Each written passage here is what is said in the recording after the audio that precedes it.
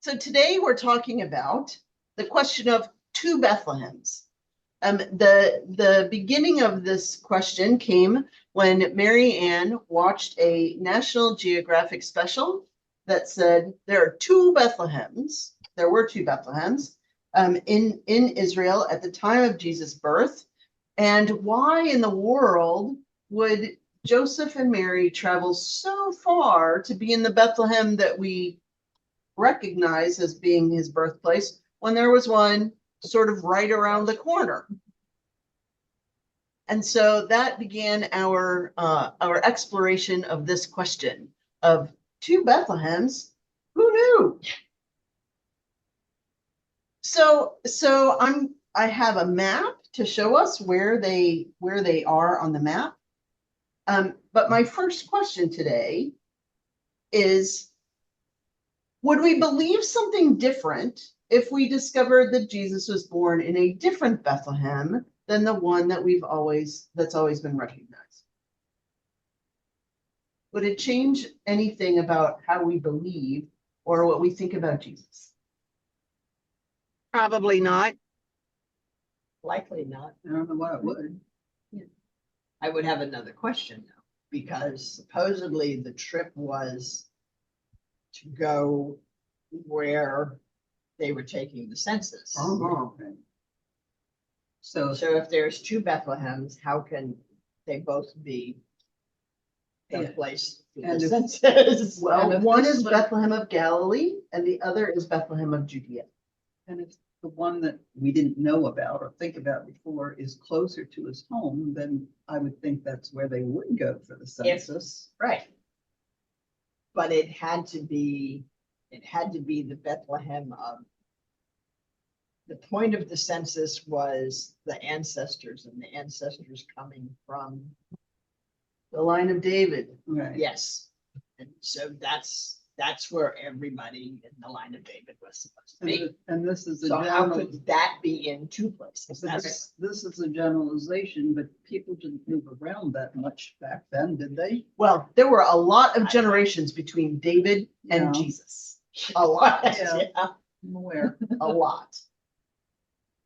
And between David and Jesus was the Babylonian exile.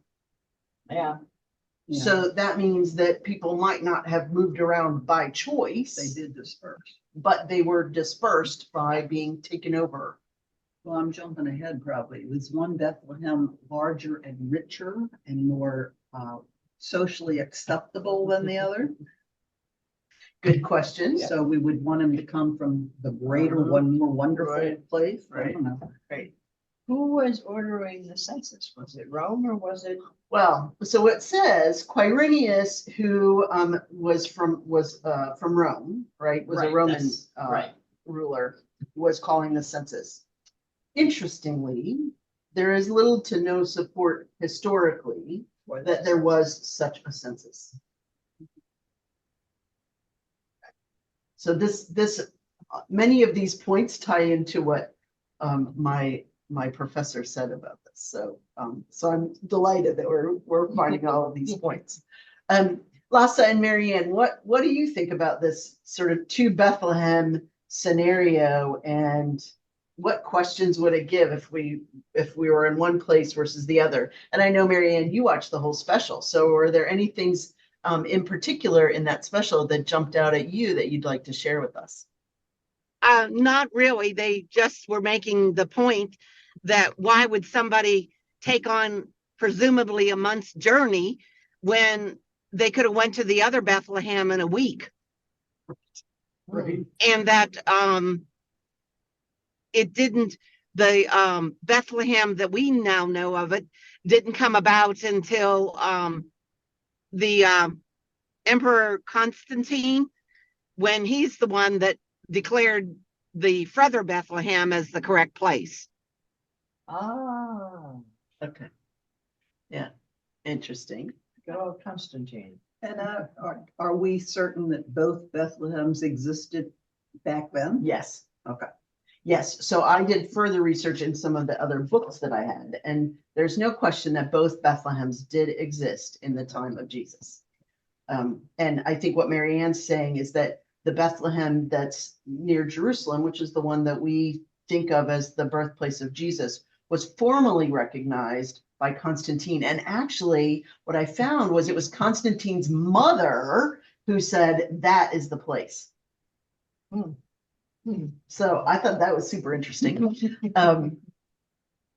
The socially acceptable upscale town. Well, That's so my guess. so we're gonna go. Ask directions. Did you guys hear what Bob just said? No, They say it again, Bob, but louder so they can hear. you better be clear when you ask directions. Yeah. Yeah.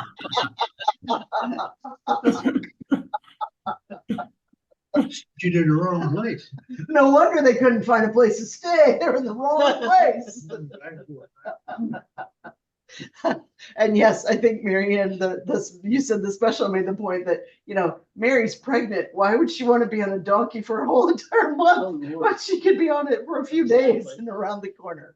So I'm going to show the map, just so that we can have sort of a visual idea of where these places were. So, go away. There we go.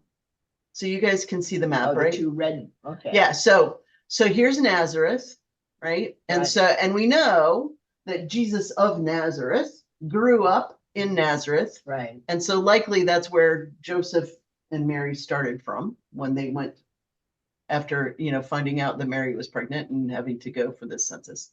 So there's this Bethlehem right up here. It's not far away, just like Mary Ann said. It's right around the corner. The As opposed Bethlehem to- that has been recognized as the birthplace of Jesus is down here. It's the one that's close to Jerusalem. Now, this is the Bethlehem that was the city of David. Okay. And we know that that David, right, the Jerusalem was the city where David was king. Right. So so this Bethlehem in Judah is the city of David. This Bethlehem is the city that would be closest for Mary and Joseph. I have a question. Yeah. There was a north and a south kingdom. Yes, but that was, go ahead, sorry. Are those the two different ones? Is one in one and one in the other? I believe so. Because the southern kingdom was pretty small. Right. So it probably Judah was is about Jerusalem. here. Right. And then the northern kingdom was all the rest of this. And that all, yes, was the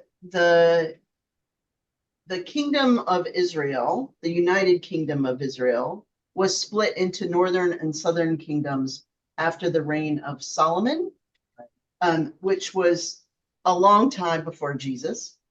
And then both the northern kingdom and the southern kingdom were taken over eventually by Babylon. And that means that people who had skills or talents were taken from their homes and spread throughout the sort of the nether regions of Babylon, which is how we end up with Jewish people all over the place, even in the time of Jesus. So like last week when we heard the story of Pentecost, right? How there were Jews from all over who all happened to be in Jerusalem. But part of the way that they became all over was during the Babylonian exile. Not everyone came home.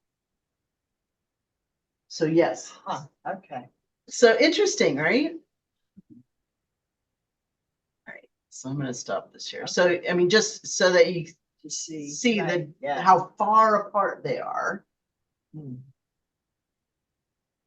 And those are the 10 tribes. Oh, Yes. Okay. Yeah. Yeah. Judah and Benjamin.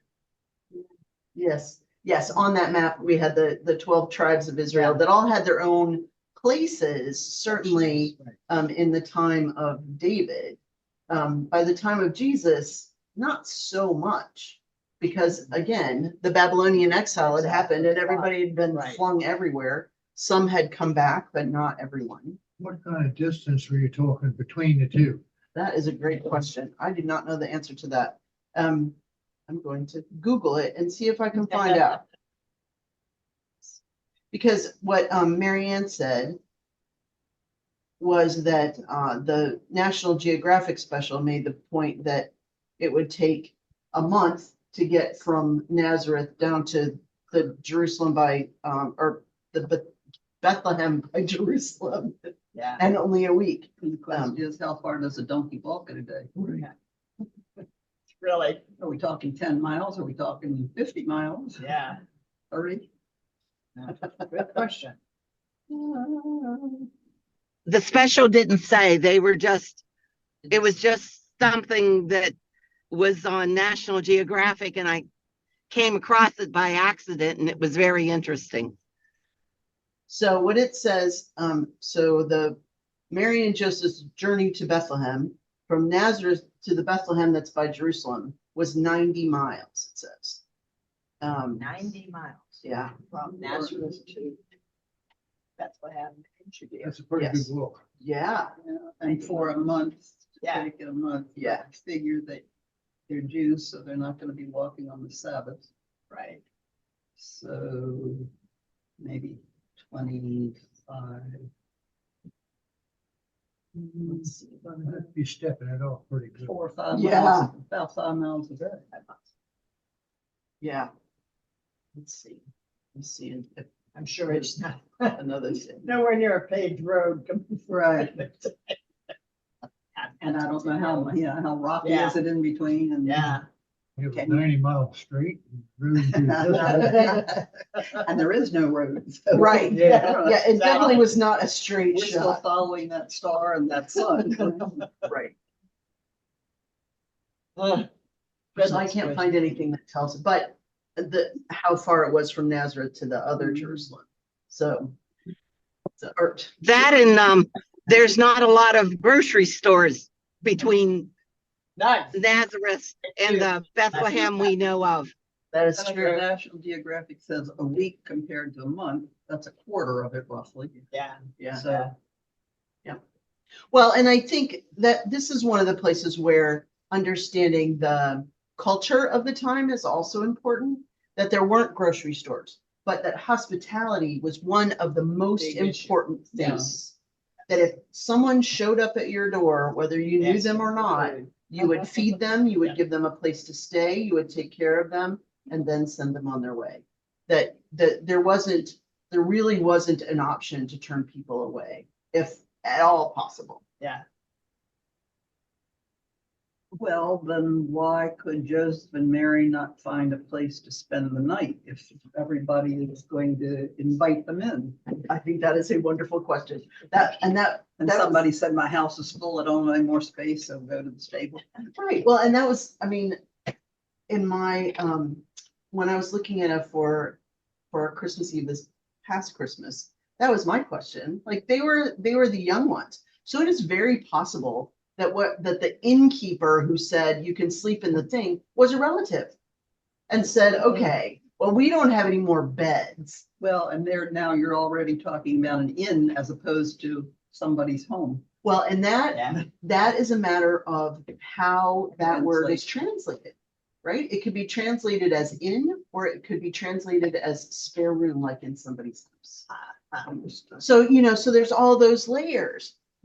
And so my professor said, okay, so the Jerusalem near, or the Bethlehem near Jerusalem has been the one that has been recognized as Jesus' birthplace. In Matthew and in Luke, that is how the story is told, that he is born in Bethlehem of Judea, because that is the Bethlehem of David. And those two gospel writers very much wanted to tie Jesus into David's line. That it was really important in terms of the prophecies about the Messiah. The Messiah was to come from David's line.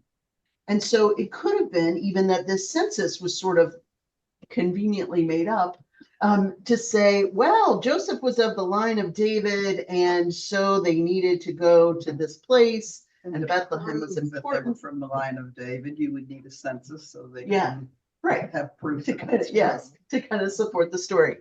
And Mary Ann, to your point about about when it was formally recognized. What I read was that, yes, it was Constantine's mother who actually identified it, but it was based on a practice from the earliest Christians. I think when what I read, it said it went back to sort of the 2nd century, that at least back that far, Christians had been recognizing that Jerusalem as being the place that Jesus was born. Now, that was not the first generation of people, right? Those were not people who were alive when Jesus was alive. They were the people who were reading the Gospels, because the Gospels had been written by that point. And so I think it also brings to light that that the Gospels are not intended to be history books. And that sometimes that's hard for us, right? In our modern context, it's kind of hard to say that our Gospels were written with an agenda. It's not hard for me, and I've always felt bad about that. Yeah. Where's my faith if I don't really believe it word for word? Well, I mean, it's the same thing with history. They tell you that history is written by the people that won. The winners. That's right. You know, Yes. not by the people that, and so you hear a different story Yeah. when you read it Yeah. from their point of view as from. Right. Absolutely. Even history books that are supposed to be factual, Which have they their say own, are factual. Everybody tells you they're have their own factual. spin or their own bias, their own. It's like George Washington and the cherry tree. Yeah. Like, Or the Civil War was fought over getting rid of slavery. No, it yeah, wasn't. no, it wasn't. States' rights. And so part of the interesting thing too is that of the 4 Gospels, only 2 have a birth story at all. That's right. The other two don't. Mark does. So Mark John. and John do not have a birth story at all. And so my professor says, Mark was like, it doesn't even matter where he was born. And John says, well, pretty sure he's born in Bethlehem, but not sure it matters. That's not important to John. John Right. wants to go all the way back. To Adam. Yes. Yes. He doesn't So- care about the guys in between. So I think this also sort of brings up that, yes, Marianne, there can be sort of fact-based historical Jesus questions that come up that are interesting to explore and might even be correct.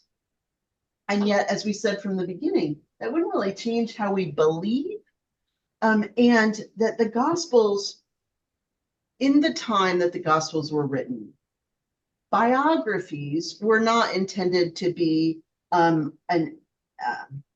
historical narrative of event, fact. Yeah. They were, even biographies were written to highlight certain aspects of someone's character or their life or where they came from. And all 4 Gospels are making the point, right, that Jesus is God's son, that Jesus died and rose for us, but they all tell the story in a different way. And part of it depends on the audience they are writing for, and what they would understand as being important. So Matthew was writing for a Jewish audience that most likely was based in Israel. They would see the importance of David's line and David's city, and Bethlehem being David's birthplace. And the prophecies that came And- out of yes. the Old Testament and Right. how they connected. Yep. How Mhm. the story of the Jews connected with Yeah. Jesus was. So, and they use that. Matthew quotes all kinds of stuff. Yes, Matthew often, right, quotes from the Old Testament. Are Matthew, Mark, Luke, and John contemporaries? Did they know each other? No. What's the time frame? So here's the scholarly understanding, and you can jump in at will. The belief is that Mark was the first gospel that was written. All 4 Gospels are written anonymously. There is nothing in the gospel to say who wrote that gospel. And So the idea of the physician. so the It's- names, Right, he right, was writing to. Yeah. the names that that the Gospels got were really from the tradition, the early Christian tradition.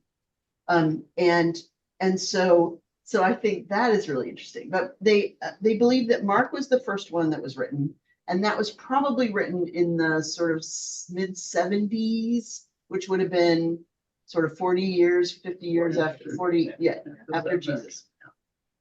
And then Matthew and Luke, the content of Matthew and Luke makes it clear that they had access to the Gospel of Mark when they wrote, And they because also- there are they a also number. had access to another book.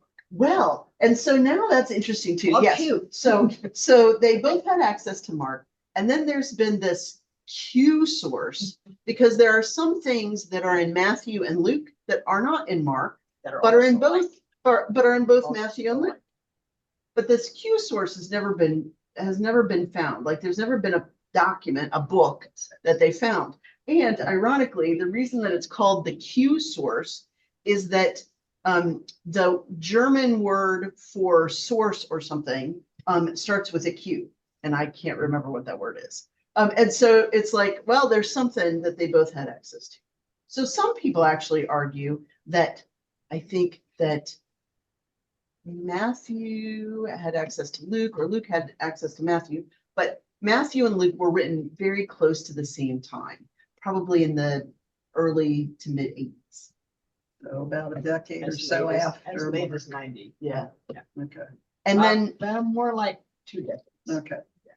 Like, And then John, it seems that John really did have access to all kinds of things that had been written previously, including maybe even some of Paul's letters.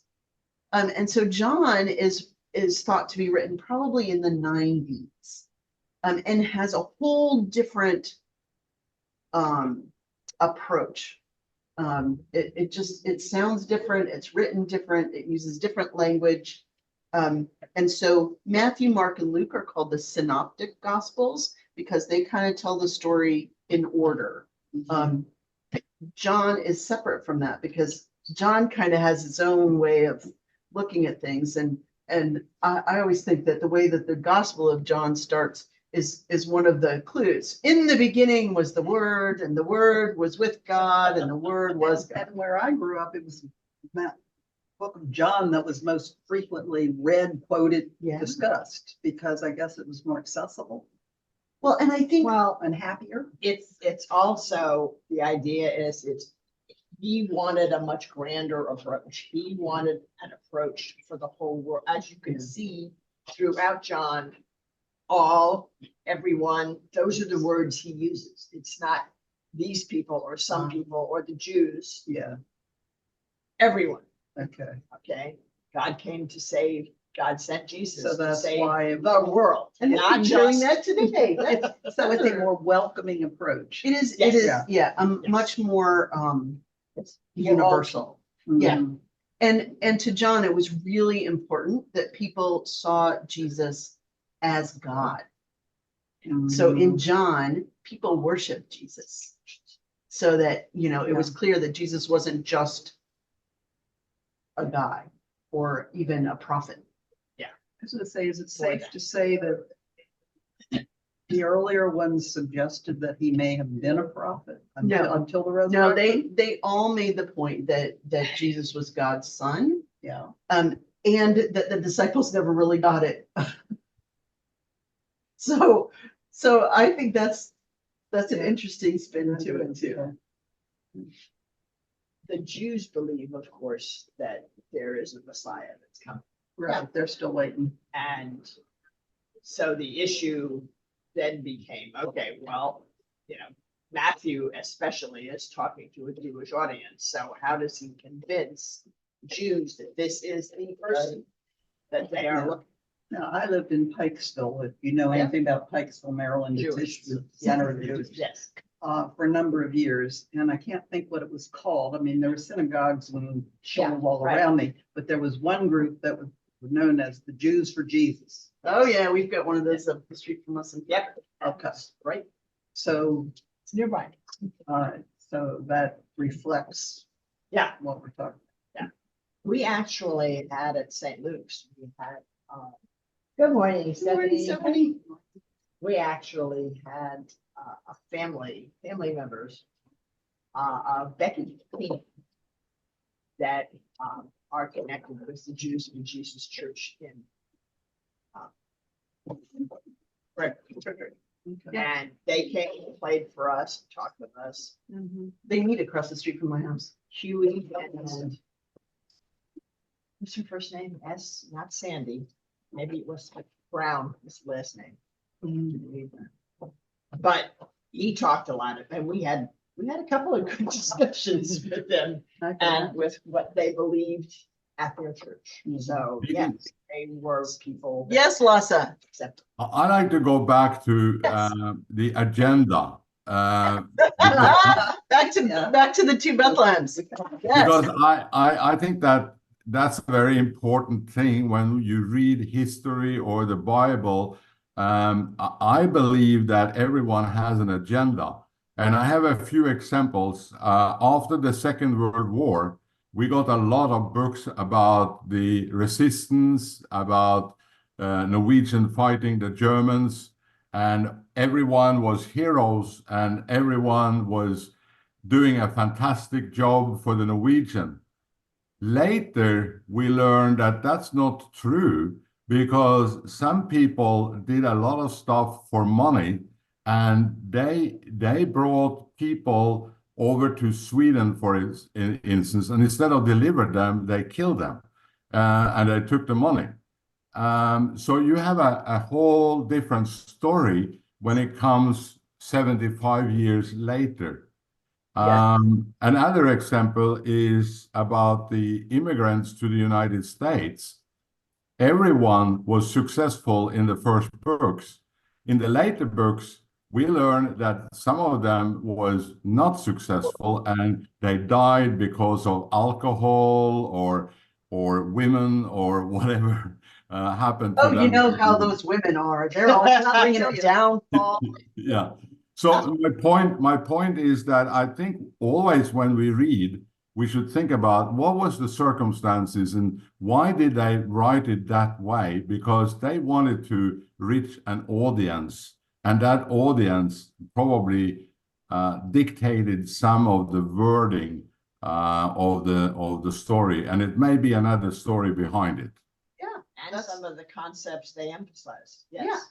because they could Yes. be telling the same story, but in very different ways, because the people they were writing for would understand things differently. Yeah. And There's a fine line, right? There's a fine line between propaganda and literature yes. or history. And I think the Gospels tend to be fairly honest about why they wrote, because several of them, I think I was just looking quickly. I think at the beginning of the Gospel of Luke, it says, since many have undertaken to set down an orderly account of the events that have been fulfilled among us, just as they were handed on to us by those who from the beginning were eyewitnesses. So the author is honest that they were not an eyewitness and servants of the word. I too decided, after investigating everything carefully from the very first, to write an orderly account for you, most excellent Theophilus, so that you may know the truth concerning the things about which you have been instructed. So, I mean, I think they're kind of honest about, I'm writing for a particular purpose, and my purpose is to lift up Jesus as the Son of God, and they all tell the story differently because they were writing to different audiences. Do you think that makes them less truth?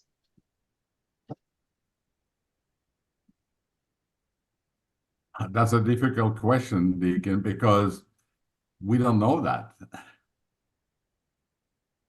Isn't truth a greater concept than fact? I think That's the what I difference. think. That's a That nice- truth is a bigger concept than just fact. Yes. Yeah. The more story is told, the more it gets stretched. It can be, yeah, I mean, you could take 10 Yeah. people and line Right. them up and tell one of them something and follow through. right. When it gets to the other end, it's different. Right, that is true. And I think sometimes we see the same stories repeated in the Gospels, and they're different when they're Yeah. retold. Like there are several that there's one person involved in one gospel and the same story has two people in another gospel, or they happen in Yeah. different orders. And part of that was because they were telling a story in a particular way, and it was acceptable to move things around to tell the Or story. the women of two, which one was it? Did they run away in fear or did they tell the Right, news? right. Or both. Did they run away in fear and later say, okay, Tell them. now it's time, now it's time to get ourselves together and go tell someone. Right, but you've got two different writers, Luke and Matthew. Yeah. And the sources and or people and or where they got their information from were not necessarily, I know there's a source that they Yeah, had Not all together, the same. but the rest of the story or rest of the other parts of the story, they got from different people. Yeah. So different people, to Bob's Yeah. point, different people would emphasize what impressed them, Right. what they Or remember saw, things what they differently. heard. Yeah. And you get 5 witnesses and now the witnesses will all say other things. Right. Doesn't mean they won't tell the same story, Right. but there'll be different highlights. And if you're writing, you need to fill in the blanks. Yeah, sometimes. Right. So, yeah, So that's one of the things I like about having the 4 gospels is that they do have different perspectives. And so they might speak differently to us. And they might speak differently to us at different times in our lives too. And so when we get mishmash stories, like the Christmas story is always a mishmash of what's found in all the gospels. The Good Friday through Easter story is also a mishmash of what we found in all the different stories. And so I think it's super interesting that, oh, well, we want to tell the whole story. So we're going to take a little from here and a little from here and a little from here, because it's not the same story then.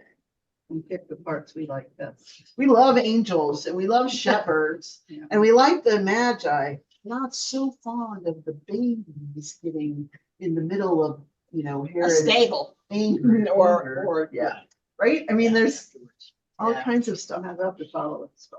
Yes. And when in reality, when have any of us followed a star and it stopped over a place? Right? Well, it wasn't easy because they got it wrong first. They went to the king. Yeah. Good thing that the Bethlehem was close to Jerusalem, so they didn't have to travel a month. That was probably part of it too. We're gonna stop off in Jerusalem and ask for directions. So I think this has raised a really interesting question about, how do we look at these things and does it change what we believe? And Marianne, I'm so glad that you brought this up because I literally had never heard of this, and then you asked it, and then it came up in my class too. Well, I think it depends too, because if the one story has the Magi stopping to ask for directions, then it has to be closer to Jerusalem so that they can swing by. If you go there, True. yeah. That's true. So I think it just depends on the storyteller. They went a month further and then, Yeah, I don't think so.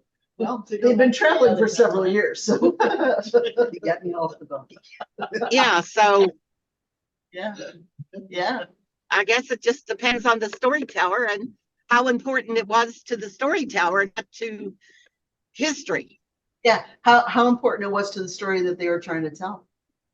Yeah. They did look at history differently than we They did, back yeah. then in the first place. I mean, they didn't, numbers weren't important to them, so they wouldn't tell you what year so-and-so reigned and what you don't get any of that. And when they say 40 days, no, they're It was a talking about, while. it was a gazillion years. Okay, what's a gazillion? We don't, Right, it means many for us. right, That's what 40, their translation for 40 means for them, right. a long time. Yeah. Not, okay, 40's up, let's go. Right, right. Oh, it's This is the the end of anniversary. 40, yes. Yeah. We get out now. Well, it really shows that not speaking the language or reading Yeah. languages is problematic. Well, the language and the context, right? I mean, it's such a different context from what we live in now. they don't do linear history. They don't do history. Their history is what they call circular. And it, not just circular, but it does one of these. And whatever that's called. And a lot of this came out of an oral tradition as well. Right. Yes. Yes. And Well, back to Bob's because there point, wasn't no print. I told a friend and they told a friend and so on and so on. And But they had people back then, I remember this from ages ago in one of the classes. They had people back then, and some of them were still alive when I was in seminary. Don't know about now, because that's a long time ago. But they could recite the whole book of Jeremiah, for example, or, and that's what they did. Those people were part of the culture. And they were all over the place. So their oral tradition was this person, and many of the people could do that. More of the people could do that back then than because they didn't have cell phones. they didn't have cell phones. They didn't have distractions. screens. They They didn't couldn't have Google. That's right. no That's right. Google. And they didn't All have right. TV. or No radio. TV, no That's Siri. It is now 9:40. Wow. So this has been a good discussion. Marianne, has this been what you hoped for? Yes, it was helpful because National Geographic didn't have an answer either. Right. They had various opinions from Catholic, Protestant, and whatnot, but nobody agrees. Right. Right. And at the very end, it was the same deal. Like, does it make a difference? No. So interesting. Thank you. I'm so glad you brought this up. Thank you, Marianne.